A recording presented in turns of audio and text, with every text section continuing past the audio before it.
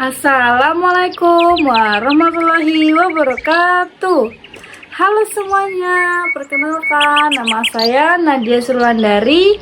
Saya dari Universitas Mulia Balikpapan. NIM saya 203-2010. Sini saya akan bercerita tentang dongeng kelinci yang sangat rakus. Di sebuah lahan yang sangat luas, hiduplah seorang petani. Lahan itu terletak di tengah hutan. Sang petani menggarap lahan tersebut dan menanami berbagai jenis tumbuhan, mulai dari sayuran dan beraneka ragam palawija. Sang petani begitu telaten merawat dan menjaga tanamannya dari gangguan hewan-hewan hutan. Di siang hari itu pun si petani merasa sangat lelah setelah menyiram tanaman wortel yang hampir bisa dipanen. Semalam ia kurang tidur karena menjaga buah apel dari serangan para kelelawar. Aku ingin tidur sejenak, mataku tidak bisa lagi diajak kompromi, gumam si petani. Siang seperti ini, biasanya hewan-hewan yang suka merusak tanamannya tidak muncul. Akhirnya sang petani tertidur. Kelinci yang tadi mengintip di balik semak-semak langsung memberitahukan kepada teman-temannya. "Kita tidak boleh menyia-nyiakan kesempatan ini," seru kelinci kepada temannya. "Iya, kita jarang sekali bisa menyicipi hasil kebun itu. Petani cukup ketat menjaganya," timpal kelinci lainnya. "Kalian makan secukupnya saja. Kalau sudah merasa kenyang, kita harus segera meninggalkan lahan. Kalian paham?" Tukas salah satu ketua kelompok dari kelinci. Para kelinci mengangguk mengiyakan perkataan ketuanya. Lahan petani siang itu diserbu oleh segerombolan kelinci hutan. Mereka memakan wortel yang siap dipanen dengan sangat puas. "Ayo bergegas, sudah cukup makannya. Nanti pemiliknya datang." Ketua kembali memberi aba-aba. Semua kelinci bersiap-siap untuk pergi. Namun, salah satu dari mereka terus mengorek wortel dan mengunyah.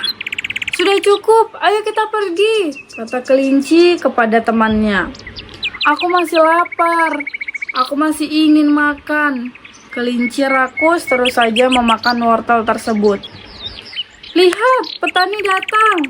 Nanti kamu bisa celaka," teriak temannya. Rombongan kelinci berlari dan melompat pagar ketika melihat pemilik lahan datang.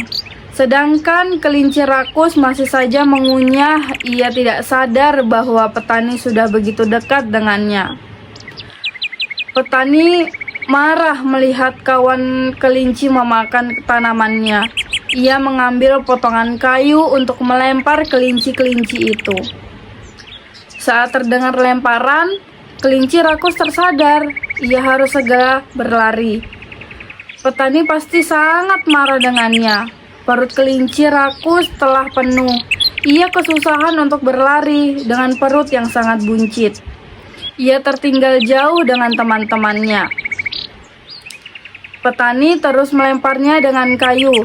Ia tidak bisa berlari cepat, apalagi harus melompati pagar. Akhirnya, potongan kayu petani mengenai kakinya. Ia meringis kesakitan. Bersyukur bisa terbebas dari amukan petani. Walaupun kakinya terasa sangat sakit, kelinci rakus berjalan pincang. Ia ingin segera sampai di rumahnya. Ketika memasuki pekarangan rumahnya, terdengar teriakan teman-temannya. "Cepat lari, di belakangmu ada rubah," teriak salah satu kelinci. Benar saja, seekor rubah berjalan ke arahnya. Kelinci rakus begitu ketakutan.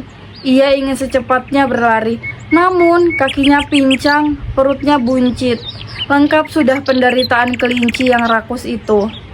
Sambil terus menyeret kakinya yang pincang, akhirnya kelinci rakus sampai di ambang pintu rumah. Namun, nasib baik belum berpihak kepadanya. Perutnya yang buncit tidak dapat muat masuk ke dalam pintu rumah.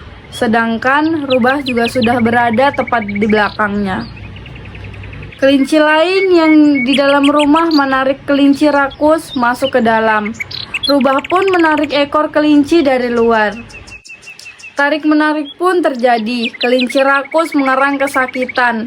Akhirnya, karena tarikan dari teman-temannya lebih kuat, kelinci rakus tersebut terjatuh ke dalam rumah. Namun, ekornya putus karena ditarik oleh rubah. Sudah jatuh, tertimpa tangga pula. Itulah nasib sekelinci yang rakus. Ia menyesali perbuatannya. Seandainya ia mendengar nasihat sang ketua untuk makan secukupnya, tentu hal buruk ini tidak akan terjadi kepadanya. Hampir saja ia menjadi mangsa rubah. Kelinci rakus berterima kasih kepada teman-temannya dan berjanji untuk tidak lagi rakus. Ada pula pesan moral dari dongeng tersebut, yaitu makan dan minumlah secukupnya, tapi jangan berlebihan. Dan keserakahan adalah sifat buruk yang akan membawa kerugian untuk kita sendiri. Sekian dari cerita dongeng saya. Jika ada salah kata, mohon dimaafkan. Terima kasih. Bye-bye. Sampai jumpa.